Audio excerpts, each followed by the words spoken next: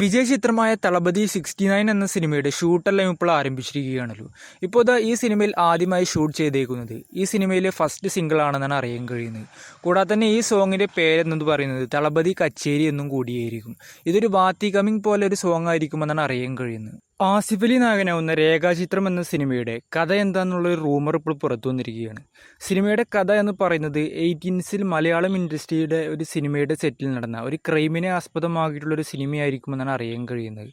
എന്തായാലും സിനിമയുടെ റിലീസെല്ലാം ഇപ്പോൾ ടീം പ്ലാൻ ചെയ്യുന്നത് ഡിസംബറിൽ ക്രിസ്മസ് റിലീസായിട്ടും കൂടിയാണ്.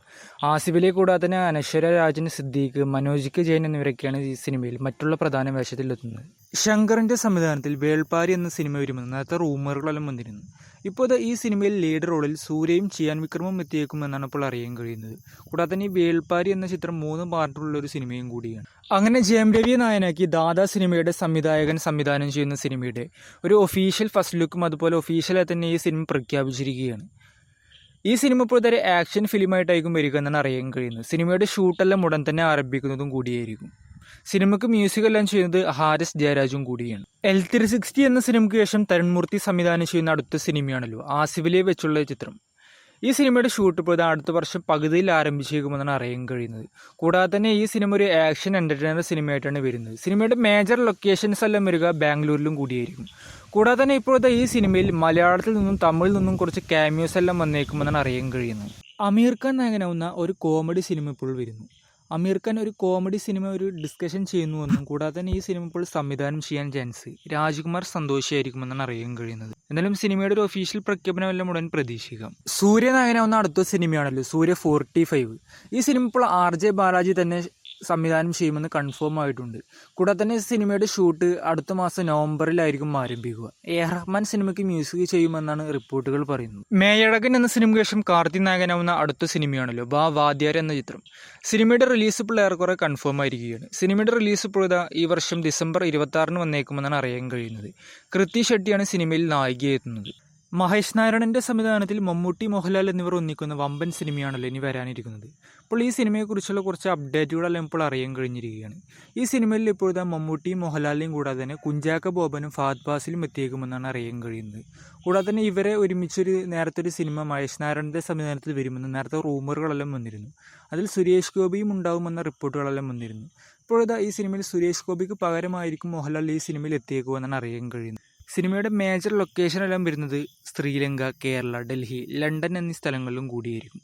റൂമറുകൾ പ്രകാരം ഈ സിനിമയിൽ മമ്മൂട്ടി DIG ലുക്കിലും എത്തിയേക്കുമെന്നാണ് അറിയാൻ കഴിയുന്നത്. സിംബുവിനെ നായകനാക്കി അശ്വന്ത് മാരിമുത്തുവിൻ്റെ സംവിധാനത്തിലൊരു സിനിമ വരുന്നു. ചിത്രം ഇപ്പോഴത്തെ AGS നിർമ്മിക്കുമെന്നാണ് അറിയാൻ കഴിയുന്നത്. സിനിമയുടെ ഷൂട്ടെല്ലാം ഡ്രാഗൺ എന്ന സിനിമയ്ക്ക് ശേഷമായിരിക്കും ആരംഭിക്കുക. ആസിഫ് അലി ചിത്രമായ ആഭ്യന്തര കുറ്റവാളി എന്ന സിനിമയുടെ ഷൂട്ട് ഇപ്പോൾ കംപ്ലീറ്റ് ആയിട്ടുണ്ട്. സിനിമ സംവിധാനം ചെയ്യുന്നത് സേതുനാഥ് പത്മകുമാറും കൂടിയാണ്. ഈ സിനിമ ഒരു കോമഡി എന്റർടൈനർ സിനിമയായിട്ടാണ് എത്തുന്നത്. സൂര്യ, കാർത്തിക് സുബ്രാജ് കൂട്ടുകെട്ടിൽ വരുന്ന സിനിമയുടെ ഷൂട്ട് ഇപ്പോൾ കംപ്ലീറ്റ് ആയിരിക്കുകയാണ്. സിനിമയുടെ റിലീസ് ഇപ്പോൾ നേരത്തെ പൊങ്കൽ റിലീസായി വരുമെന്നെല്ലാം റൂമറുകളെല്ലാം വന്നിരുന്നു. ഇപ്പോൾ ഈ സിനിമ ടീം പ്ലാൻ ചെയ്യുന്നത് അടുത്ത വർഷം ഏപ്രിൽ റിലീസായിട്ടായിരിക്കുമെന്നാണ് അറിയാൻ കഴിയുന്നത്. മാരി സെൽവരാജിൻ്റെ സംവിധാനത്തിൽ ധനുഷ് നായകനാവുന്ന ഈ സിനിമ വർഷങ്ങൾക്ക് മുമ്പേ അനൗൺസ്മെൻ്റ് എല്ലാം ചെയ്തിരുന്നുവല്ലോ. ഇപ്പോൾ ഈ സിനിമയുടെ ഒരു അപ്ഡേറ്റ് ഇപ്പോൾ മാരി സെൽവരാജ് തന്നിരിക്കുകയാണ്. ഈ സിനിമ ഒരു ഹിസ്റ്റോറിക്കൽ ഫിലിമാണെന്നും കൂടാതെ തന്നെ മാരി സെൽവരാജിൻ്റെ കരിയറിൽ തന്നെ വലിയൊരു പ്രധാനപ്പെട്ട ഒരു സിനിമയായിരിക്കും ഇതെന്നാണ് ഇപ്പോൾ മാരി സെൽവരാജ് തന്നെ പറഞ്ഞിട്ടുള്ളത്. പ്രഭാസ്, സന്ദീപ് റെഡ്ഡി കൂട്ടുകെട്ടിൽ വരുന്ന അടുത്തൊരു ബിഗ് ബഡ്ജറ്റ് സിനിമയാണല്ലോ സ്പിരിറ്റ് എന്ന ചിത്രം. ഈ സിനിമയുടെ വമ്പൻ അപ്ഡേറ്റാണ് ഇപ്പോൾ പുറത്തു വന്നിരിക്കുന്നത്. ഇപ്പോൾ ഈ സിനിമയിൽ പ്രഭാസിൻ്റെ ഫാദർ റോളിൽ മലയാളത്തിൽ നിന്ന് മമ്മൂട്ടി എത്തിയേക്കുമെന്നാണ് ഇപ്പോൾ പുറത്തിരുന്ന റൂമറുകൾ.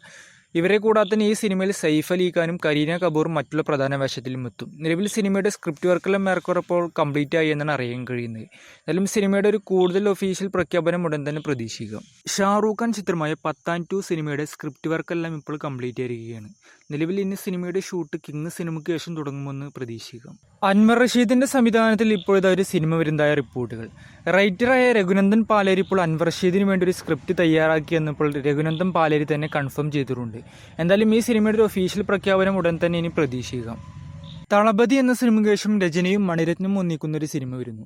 ഈ സിനിമയുടെ ഒരു ഒഫീഷ്യൽ പ്രഖ്യാപനം ഇപ്പോഴത്തെ രചനയുടെ ബർത്ത്ഡേ സ്പെഷ്യലായി വന്നേക്കുമെന്നാണ് അറിയാൻ കഴിയുന്നത്. ഒരു പക്ഷേ അങ്ങനെ വരികയാണെങ്കിൽ 33 വർഷങ്ങൾക്ക് ശേഷമാണ് ഈ കോംബോ ഇപ്പോൾ വീണ്ടും ഒന്നിക്കുന്നത്. സിനിമയ്ക്ക് ഇപ്പോൾ മ്യൂസിക് ചെയ്യുക റഹ്മാൻ ആയിരിക്കുമെന്നാണ് റിപ്പോർട്ടുകൾ പറയുന്നത്. നെൽസന്റെ സംവിധാനത്തിൽ ജൂനിയർ NTR നായകനാവുന്ന ഒരു സിനിമ വരുന്നു.